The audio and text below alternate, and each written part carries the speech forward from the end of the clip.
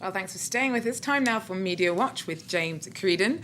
Good evening, Georgia. Good evening, James. So, I understand we're starting off with a hunt for information about Republican presidential hopeful Rick Perry's sex life. Right. It's Friday. It's not exactly the biggest news story of the day, but hey, let's just go with that Let's first. go with it. So, Hustler magazine editor Larry Flynt, now we've all heard of him before, he's offering $1 million. If we have a look here, the Huffington Post has it, but other websites have had it as well for the last 24 hours or so.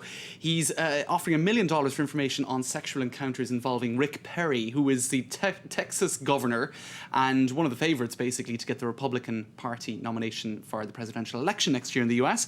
So he's put ads up around the country saying, have you had a gay or straight sexual encounter with Governor Rick Perry? And that's, I suppose, because Rick Perry and the Republican Party generally, when it comes to, I suppose, morality, they think that they have the upper ground on the Democrats. So he's perhaps looking to expose a degree of hypocrisy there, if it exists at all.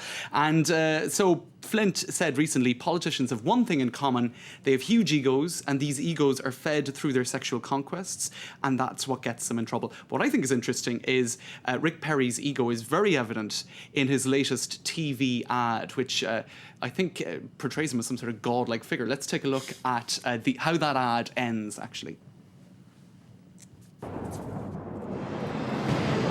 A great country requires a better direction. A renewed nation needs a new president. The United States of America really is the last great hope of mankind. I believe in America. I believe in her purpose and her promise. I believe her best days have not yet been lived. God bless you, and God bless the United States of America. All right, I think they're pretty incredible pictures. Pretty rousing stuff, It's God coming down from heaven on a cloud to save the United States. And actually, if he's the godlike figure, who is, the figure of evil, the figure to be, a finger of blame to be pointed at? I think you can only guess. You can only guess. Well, let's have a look at how he does that. Despite all the naysayers who are predicting failure, our economy is growing again. Zero jobs. Not a single job No being added. jobs created. Zero. People are demoralized. What has happened? Zero new jobs. Change has come to America. President zero. 1 in 6 Americans. So President Zero, Obama is President Zero. So there you go. That's just a quick look at American politics right now. And as we're in the US, I'd like to show you this as well, Georgia. This is in Gawker. We also, one of the big stories of the week was death penalty in the US and the way in which the Troy Davis story captured the imagination of the public around the world and mobilized so many people. Well, actually, the same day that he was put to death, in Texas, another man was put to death by the name of Lawrence Brewer.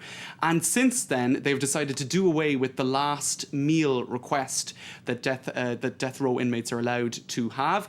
Apparently, Mr. Brewer asked for 2 fried chicken steaks, a triple meat bacon cheeseburger, a cheese omelette, a large bowl of fried okra, 3 fajitas, a pint of Blue Bell ice cream, and a pound of barbecue with half a loaf of white bread. And if it's your last meal, I think you're allowed to go all out, really, even if you don't eat it all. But one senator by the name of John Whitmire said that this is overly extravagant and asked for this practice to be ended immediately, which apparently it will be. So there you go. You'd think if you're going to take someone's life, you could at least splash out on some blueberry ice cream. Give them a nice meal beforehand, right? So there you go. And I suppose the Murdoch story, that's another one that is coming back again and again in the media at the moment. Andy Coulson, he was a former spin doctor in 10 Downing Street. He's going to sue News Group International over legal fees. This is another bizarre twist in the story. He was a former editor of the News of the World. This is the big Murdoch scandal that shook the UK a few months back. It's also moved over to the US, and we're finding out in the US that there's a possible class action that could now be taken by families of the 9/11 victims, who apparently the Murdoch press listened in on illegally. And yes, so it is a story that's beginning to crop up in the media again, and we'll have to, I suppose, keep a close eye on how that develops and how the Murdoch media industry will be affected. Well, thanks very much for that roundup, James, with Media Watch. Thanks, Georgia. Well, stay with us shortly. A bit more news from France 24. Join us if you can.